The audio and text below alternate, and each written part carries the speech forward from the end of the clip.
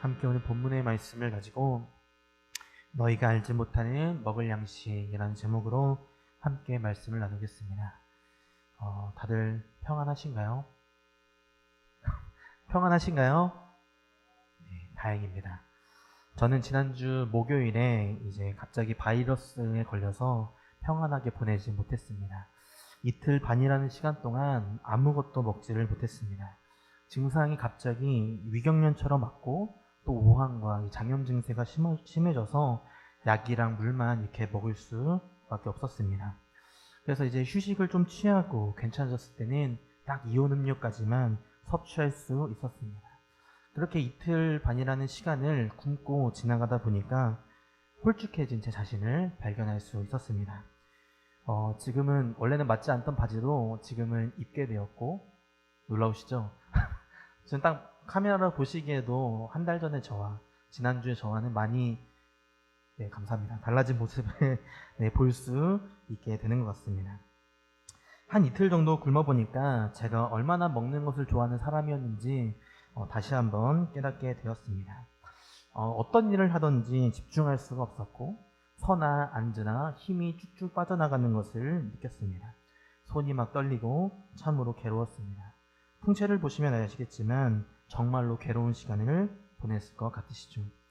그렇게 시간이 지나 토요일쯤 되었을 때는 이제 밥을 먹을 수 있겠구나 이런 생각이 들었습니다. 그래서 교회 5층에서 이제 점심 식사를 하는데 진짜 내가 살아가는 이유를 찾았습니다. 그래서 나는 지금까지 먹기 위해서 살았던 사람이구나 하면서 너무나도 행복하게 밥을 먹었습니다. 한 번을 먹고 또 가서 또 밥과 고기를 떠와서 이렇게 두 번의 밥을 먹었습니다.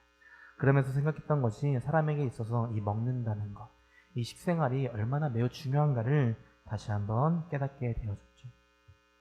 그래서 사람들은 이 차려진 음식으로도 자신이 얼마나 성공했는지, 자신이 얼마나 성장했는지를 가늠하기도 합니다. 여러분은 어떤 음식을 먹을 때 가장 행복하다고 느끼시나요? 어떤 음식을 먹을 때 내가 성공했구나 라는 것을 깨닫게 되시나요? 비싼 음식을 먹었을 때, 어렸을 때 가족들과 어쩔 수 없이 조금씩만 나누어 먹었던 그 서러움을 해결했을 때 어떤 음식이 가장 생각이 나시나요? 그렇다면 예수님은 어떤 음식을 먹으실 때 가장 행복해 하실까요? 예수님은 오늘 본문에서 읽어본 것처럼 제자들이 모르는 그런 비밀의 양식이 있다고 말씀하시고 계십니다. 오늘 이 시간을 함께 이 말씀을 나누며 예수님이 가장 좋아하시는 그 비밀 양식을 우리도 한번 맛보고 우리의 가장 최애해야 하는 그런 가장 좋아하는 음식이 되기를 간절히 소망합니다. 먼저 오늘 본문의 배경부터 한번 살펴보겠습니다. 예수님은 유대에서 갈릴리로 가시는 여정 중에 이 사마리아 지역을 통과하고자 하십니다. 그리고 그 여정 가운데 수가라고 하는 이 야곱의 우물이 있는 그 지역에서 피곤하고 지치셔서 쉬어가고자 하시죠. 그때 제자들은 예수님께서 앉아 쉬는 동안에 먹을 음식을 구하러 근처 동네로 가게 되었습니다. 그리고 예수님은 제자들이 음식을 구하러 간 사이에 사마리아 여인과 물동이를 이고 왔던 이 사마리아 여인과 대화하게 됩니다. 그리고 그 사마리아 여인에게 복음을 전하시죠. 그리고 제자들이 음식을 가지고 돌아왔을 때 사마리아 여인은 예수님과의 대화를 마치고 다시 자신의 동네로 급히 돌아가고자 합니다. 돌아가서 그 여인이 한 일은 메시아가 돌아왔다. 내게 있었던 모든 일을 말씀하시는 우리가 기다리던 그리스도 메시아가 왔다라고 하면서 사람들을 다 불러 모으고 예수님 앞으로 데려오고 있는 상황이 우리가 읽은 이 본문의 배경인 것입니다. 먼저 앞서 말씀드린 것처럼 예수님은 굉장히 지치고 고나신 상태였습니다. 그런데 이 제자들이 음식을 준비해서 차려놓았는데 예수님께서는 그것을 먹지 않고자 하십니다. 그 이유가 무엇이었냐면 이 사마리아 여인이 수많은 무리들을 자신의 동네로부터 끌고 오고 있었기 때문에 예수님은 피곤하고 고나고 지친 상태였음에도 이 음식을 먹기를 거부하시고 계시는 것입니다. 쟤들이 보기에는 의아할 수밖에 없는 그런 상황인 것이죠. 누가 봐도 지쳐 계시고 수척해 계시는 예수님께서 음식 먹기를 거부하시는 것입니다. 그리고 그 이유를 무엇이라고 설명하시냐 하면 너희가 알지 못하는 먹을 양식이 이미 내게 있다는 것입니다. 딱 보면 알죠. 예수님의 주변에 먹을 양식이 없다는 것. 이미 예수님의 모습을 보더라도 먹고 끝내신 모습도 아닌 것입니다. 굉장히 굶주려 있고 지친 모습이신 것이죠. 그래서 쟤들은 의아해하고 궁금해합니다. 누가 예수님이 잡수실 것을 갖다 주었는가. 그렇게 의아해하고 있는 쟤들에게 예수님께서는 이미 먹을 양식, 그것이 무엇인지를 설명하십니다. 우리 한번 34절에 있는 말씀을 읽어보겠습니다. 우리 함께 읽겠습니다. 예수께서 이르시되 나의 양식은 나를 보내신 이의 뜻을 행하며 그의 일을 온전히 이루는 것이다. 아멘. 우리가 알지 못하는 이 먹을 양식을 두 가지로 표현하시고 계십니다. 먼저 나를 보내신 이의 뜻을 행하는 것, 그리고 그 일을 온전히 이루는 것이다. 그렇게 말씀하시고 계시는 것이죠. 여기서 예수님은 하나님을 나를 보내시니 라고 그렇게 지칭하고 있습니다. 이러한 표현은 하나님은 자신을 보내신, 예수님을 보내신 파견자가 되시고 또 예수님은 하나님께서 보내신 사자가 된다라는 그런 표현인 것입니다. 그러니까 예수님은 하나님과 연합된 존재로서 자신을 드러내고 계시는 것이고 또 이 땅에서 예수님의 삶의 목표, 그 사명이 어디에 있는지를, 왜 하나님께서 나를 이 땅에 보내셨는지를 분명하게 가르쳐주고 있는 것이죠. 예수님의 삶의 목적은 하나님의 뜻을 행하는 것이고 그것을 행함으로 인해서 그 뜻을 성취하고 이루어내시는 것에 있었다는 것입니다. 그러니까 당장에 내가 수척하고 고나고 피곤하여도 쉬지 않고 먹지 않고 하나님의 말씀을 전하는 것이 더 우선이다. 나는 그것을 위해 이 땅에 왔고 그것을 위해 나는 산다라는 것을 쟤들에게 말씀하시고 계시는 것입니다. 과연 우리라면 그렇게 반응할 수 있을까요? 먼 길을 떠나왔죠. 굉장히 많은 피로가 쌓일 수밖에 없는 상황이었습니다. 굉장히 굶주린 상태에 놓여져 있었다는 것이죠. 단 이틀 밤만 굶어도 손가락 끝에서 힘이 쭉쭉 빠지고 일어날 힘조차 없는 것이 우리의 연약한 육체인 것이죠. 그런 육체를 예수님께서도 동일하게 입고 계셨다는 것입니다. 그런데 예수님께서는 일단 굶주린 배를 채우기보다 피곤한 몸을 쉬어 누이는 것보다 당신에게로 다가오고 있는 그러한 사마리아 사람들을 보면서 그 사람들을 향해 우리가 해야 할 일이 있다. 하나님 뜻하신 바를 이루어야 한다라고 그렇게 저희들에게 이야기를 하고 있는 것입니다. 일단 배가 고프기 때문에 내 배를 먼저 채우고 그 다음에 사마리아 사람들에게 복음을 전하겠다. 조금 더 우리가 시간이 아직은 있으니 나중에 보자. 그렇게 이야기할 수도 있었던 것입니다. 그런데 그렇게 하지 않았다는 것입니다.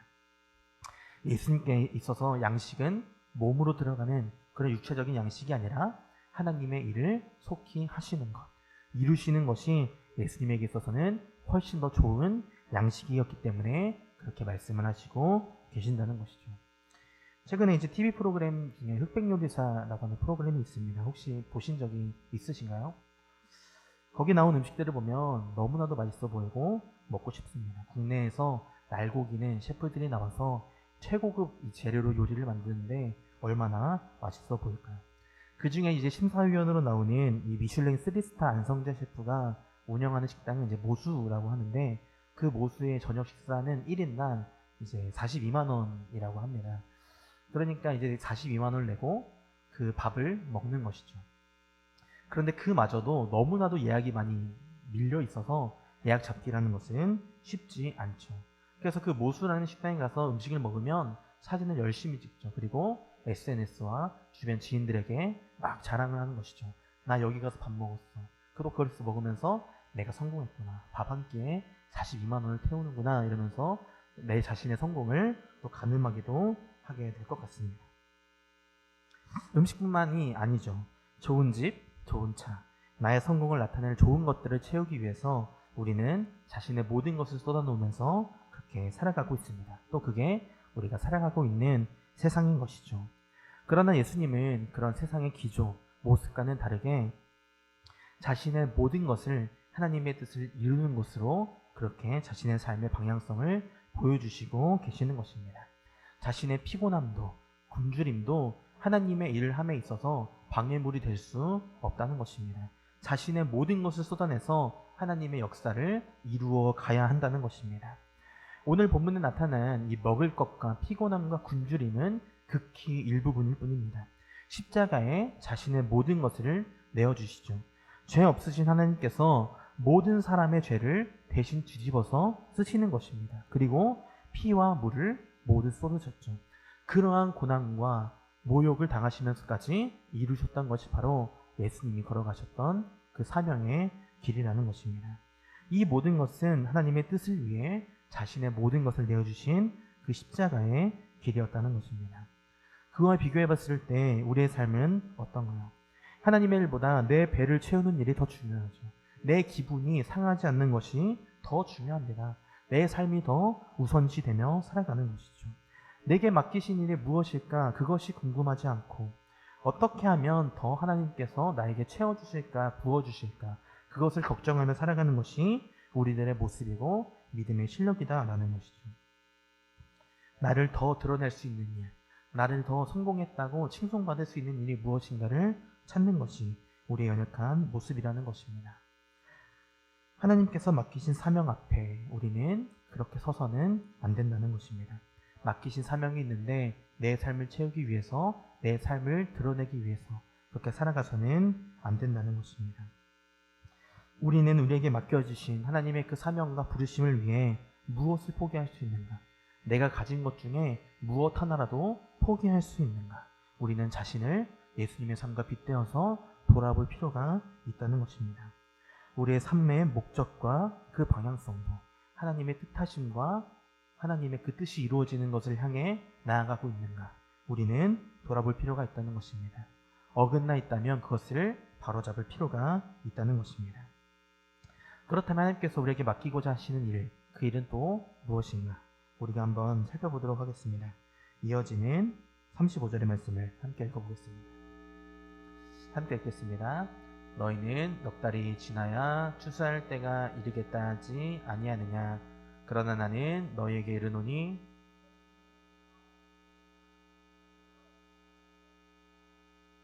아멘. 오늘 본문에서 하나님의 일은 이방인 선교 사역으로 그렇게 볼 수 있습니다. 구약의 선지자들을 통해 오랫동안 이방인을 향한 구원 계획을 준비하셨고 예수님이 사마리아 땅에 들어가심으로써 그것이 성취되고 있는 것입니다. 그리고 그 성취되는 자리에 제 아들도 함께 추수하는 자로서 세우고 계시는 것입니다. 제 아들에게 눈을 들어서 밭을 보라 말씀하시고 계시는 것입니다. 그거의 비교 대상으로 실질적인 곡식을 얻는 그런 추수와 비교하면서 말씀하시고 계시는데 실질적인 씨앗을 뿌려서 곡식을 추수할 기간은 4개월이라는 시간이 남았지만 그와 반대되는 일로서 하나님의 일, 영적인 추수의 시간은 지금 바로 해야 된다. 이미 시작되었다라는 것을 이야기하시고 계시는 것입니다. 그러니까 여기에서의 밭은 현재 그들에게로 오고 있는 이 사마리아 사람들을 의미하고 있는 것입니다. 저들이 우리에게로 왔을 때 우리가 그들을 추수해서 하나님 앞으로 모아서 나아가야 한다. 그들에게 생명의 말씀, 복음을 전해야 한다라는 것을 이야기하고 있는 것입니다. 현재 밥을 먹고 있을 시간이 없다고 말씀하시고 계시는 것이죠. 이미 하나님의 일이 시작되었기 때문에, 이미 진행 중에 있기 때문에 우리는 여기서 밥을 먹고 있을 수 없다. 그렇게 예수님께서 말씀하시는 것입니다. 우리는 이러한 즉각적인 부르심에 반응하고 그렇게 나아가야 한다라는 것을 말씀하시고 계시는 것이죠. 계속해서 우리의 사정 때문에, 우리의 핑계 때문에 하나님의 일을 차일, 뒤를 뒤로 밀어서는 안 된다라는 것을 우리는 꼭 기억해야 하는 것입니다. 저희들이 해야 하는 일은 앞서 말씀드린 것처럼 사마리아 사람들이 오고 있을 때 그들을 추수하는 일이었습니다. 이 추수한다는 일은 주님께서 사마리아 여인에게 영원히 마르지 않는 생수를 주신 것처럼 그들에게도 영원히 배부른 그 생명을 이들에게 주어야 된다라는 것을 말씀하시고 있는 것이죠. 앞서 말씀드린 것처럼 구약의 선지자들이 뿌린 씨앗을 현재 저희들이 거두어들이고 있는 그러한 역사가 이루어지고 있는 것이죠. 하나님의 일은 씨를 뿌리는 일과 거두는 일의 반복입니다. 구약의 선지자가 뿌린 씨앗을 이 제자들이 추수하고 있는 것처럼, 또 제자들과 초대교회 성도들이 자신의 믿음을 위해서, 그 복음의 씨앗을 위해서 자신의 생명을 내던져서 다음 세대로 믿음을 이어갔던 것처럼, 이어달리기를 하던 믿음의 선조들이 다음 세대를 향하여 믿음의 바통을 넘겨주었던 것처럼, 하나님의 역사하심은 세대와 세대, 사람과 사람을 넘어서 이어지고 있다는 사실을 우리는 보게 되는 것입니다. 한국 교회사를 보더라도 마찬가지이죠. 한국의 복음화를 위해서 오셨던 수많은 선교사들, 또 목숨을 내던졌던 순교자들의 피로 우리 교회가 이 땅에 세워지게 되었고, 또 그 열매로서 우리가 지금까지 믿음을 이어줄 수 있었다라는 것이죠. 그렇다면 우리도 마찬가지로 씨앗을 품은 자들이죠. 씨앗을 뿌려야 하고 그 뿌린 씨앗이 다음 세대로 이어지게 할 그러한 사명이 우리에게 있다는 것입니다. 우리도 하나님 앞에 뿌려지는 복음의 씨앗이 되어, 믿음의 씨앗이 되어 그 씨앗이 다음 세대가 추수하는 열매가 되어질 것이다 라는 것이죠. 그렇게 우리는 거두는 자도 뿌리는 자도 모두 기쁨으로 하나님께서 맡기신 사명을 하며 살아갈 수 있는 것입니다. 뿌리는 자가 반드시 파종하지 않을 수도 있습니다. 그러나 뿌리는 자도 기쁨으로 그 사명을 감당한다고 말씀하시고 계십니다. 왜냐하면 그것이 하나님의 일이기 때문입니다. 뿌리는 자와 거두는 자 모두 이미 삭슬을 받은 사람이기 때문에 그렇습니다. 우리 한번 36절로부터 37절에 있는 말씀을 함께 읽어보겠습니다. 우리 함께 읽겠습니다. 거두는 자가 이미 삭소 받았고 영생에 이르는 열매를 모으나니 이는 뿌리는 자와 거두는 자가 함께 즐거워하게 하려 함이라. 그런즉 한 사람이 심고, 아멘. 여기서 말하는 뿌리는 자와 거두는 자 모두 하나님의 일을 하는 사람들을 그렇게 지칭하고 있습니다. 여기서 거두는 자가 이미 삭슬을 받았다라고 이렇게 표현하시죠. 그러면 뿌리는 자도 이미 일꾼으로서 삭슬을 받은 자라고 우리는 생각해야 됩니다. 로마서 4장 4절에 있는 말씀을 보면 하나님의 일을 하는 자에게는 은혜가 보수로 여겨진다 그렇게 쓰여져 있습니다. 그러니까 하나님께 받은 은혜, 그 구원의 영원한 생명, 하나님의 택하심과 그 사랑이 우리에게는 이미 보수로서 주어지고 있다는 것입니다. 하나님의 은혜로 주어진 것이 우리를 움직이게 하는 보수와 원동력으로서 우리를 이끌어간다라는 것을 이야기하는 것이죠. 그러니까 하나님의 일을 내가 더했습니다. 그러니까 내게 복을 더해 주십시오가 아니라 하나님께서 이미 주신 그 은혜로 우리는 하나님께서 맡기신 사명을 힘써 하며 살아간다라는 것을 우리가 기억해야 되는 것입니다. 그렇기 때문에 당장의 추수를 우리가 거두지 못해도 하나님의 일을 한다는 것은 기쁨이 넘치는 일인 것입니다. 불평하고 원망할 필요가 없다는 것이죠. 우리는 보통 농부가 씨앗을 뿌리고 그 농부가 씨앗을 거두어 드리는 것을 생각하곤 합니다. 그러나 하나님의 일하심은 그 농부가 거둬들이지 못했을 때 오는 슬픔에 있지 않다는 것이죠. 다시 말씀드리면 세상이 보기에는 농부가 씨앗을 뿌렸는데 그 농부가 직접 그것을 추수하지 못하고 다른 이에게 넘어간다고 한다면 그것을 불쌍히 여기죠. 그러나 하나님의 일은 그렇게 세상이 판단하는 가치 기준으로 판단할 수 없다는 것입니다. 그저 하나님 말씀을 행하는 것으로, 그것으로 족하다라는 것을 우리는 기억해야 됩니다. 그리고 또 기쁨으로 할 수 있는 그 이유는 모든 일의 주체는 하나님이시기 때문에 그렇습니다. 우리 한번 38절에 있는 말씀도 읽어보겠습니다. 우리 함께 읽겠습니다. 내가 너희로 노력하지 아니한 것을 거두러 보내었노니 다른 사람들은 노력하였고, 아멘. 자들이 노력하지 아니한 것을 거두게 하신다 말씀하십니다. 다른 이들이 노력했다라고 그렇게 말씀하시고 계시지만 사실 그 다른 이들의 노력 뒤에 누가 계셨나요? 하나님이 계셨다는 것입니다. 구약에서 보내셨던 그 수많은 선지자도 누가 보내신 것인가요? 하나님께서 보내셨다라는 것이죠. 모든 역사와 모든 사명의 주관자는 하나님이 되신다는 것입니다. 우리도 마찬가지입니다. 우리를 보내신 하나님께서 함께 하신다는 것입니다. 하나님이 하셨고 하나님이 주관하십니다. 오늘의 본문에 있는 내용만 보더라도 예수님께서 사마리아 여인을 만나셨고 복음을 전하셨고 그 사마리아 지역을 복음의 길로 이끌어내는 것도 예수님이 하고 계시는 것입니다. 그때 제자들은 어디에 있었나요? 음식을 구하러 근처 동네에 가 있었다는 것이죠. 다 예수님께서 하신 일을, 그 영광을 제자들과 함께 나누시는 것입니다. 제자들을 세움으로써 그들을 추수하고자 하시는 것입니다. 그러니까 하나님의 역사하심은 우리를 세움으로써 그 역사를 이루어 가시기를 원하신다라는 것입니다. 우리가 맡은 사명도, 교회 일도, 봉사도, 선교도, 전도도 다 마찬가지라는 것입니다. 우리가 나서서 하고 있지만 그 뒤에는 하나님께서 함께 하신다는 것입니다. 하나님께서 주관하고 계신다는 것입니다. 하나님께서 이끌어 가신다는 것입니다. 그러니 우리는 우리 앞에 주어지고 맡겨진 일에 순종하면 되는 것입니다. 우리가 뿌리고 거두는 일은 하나님께서 다 주관하시기 때문입니다. 그렇기 때문에 우리 앞에 어떠한 사명이 주어졌을 때 두려워할 필요가 없다는 것입니다. 두려워하지 않고 기쁨과 설렘으로 이 역사하심을 통해서 어떻게 우리를 만들어 가실까, 그것을 기대하며 순종해야 한다라는 것이죠. 우리 한번 마가복음 4장 26절로부터 29절에 있는 말씀을 읽고 말씀을 맺겠습니다. 우리 함께 읽겠습니다.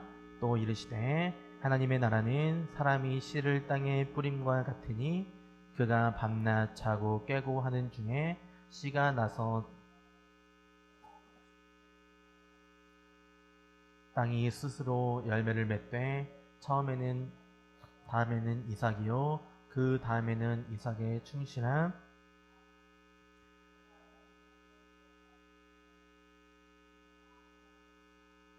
아멘.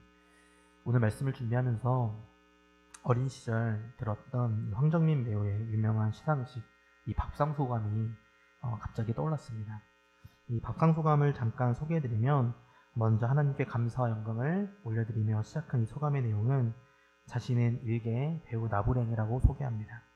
60여 명의 스태프과 배우들이 차려놓은 그 밥상 위에 숟가락을 얹었고 또 밥상을 맛있게 먹은 것이 전부라는 그러한 소감이었습니다. 우리의 삶이 그렇지 않을까 싶습니다. 하나님께서 다 예비하셨고 준비해 놓으셨던 삶입니다. 맛있게 우리 앞에 사명이라고 하는 음식들을 채워주셨죠. 그리고 우리는 그것을 맛있게 먹으면 되는 것입니다. 누구는 뿌리는 자로, 누구는 거두는 자로, 교사와 목사와 사도로 이렇게 하나님께서는 세우셨다는 것입니다. 각자의 은사에 맞게, 각자의 상황에 맞게 모든 것을 고려하셔서 완전하고 온전한 길로 그렇게 이끌어 가신다는 것입니다. 그렇게 우리는 그 밥상 앞에서 밥상 투정을 하지 않아야 하는 것입니다. 기쁨으로 순종하며 아낌없이 남김없이 그 차려진 음식을 모두 먹으면 된다는 것입니다. 결과는 하나님께 맡기고 순종하며 살아가면 되는 것입니다. 반찬 투정하지 않는 우리 성도님들이 되시기를 간절히 소망합니다. 하나님의 뜻과 말씀을 따라 순종하며 살아가는 저희들이 되기를 소망합니다. 여러분에게 맡기신 그 사명 하나님께서 이끌어 가실 줄로 믿습니다. 그러니 두려움을 내려놓고 설렘과 기대로 하나님 앞에 기쁨으로 순종하며 날마다 더욱더 하나님께 영광 올려드리는 그런 교회가 되어지기를, 그런 우리 성도님들이 되어지기를 간절히 주님의 이름으로 소망합니다.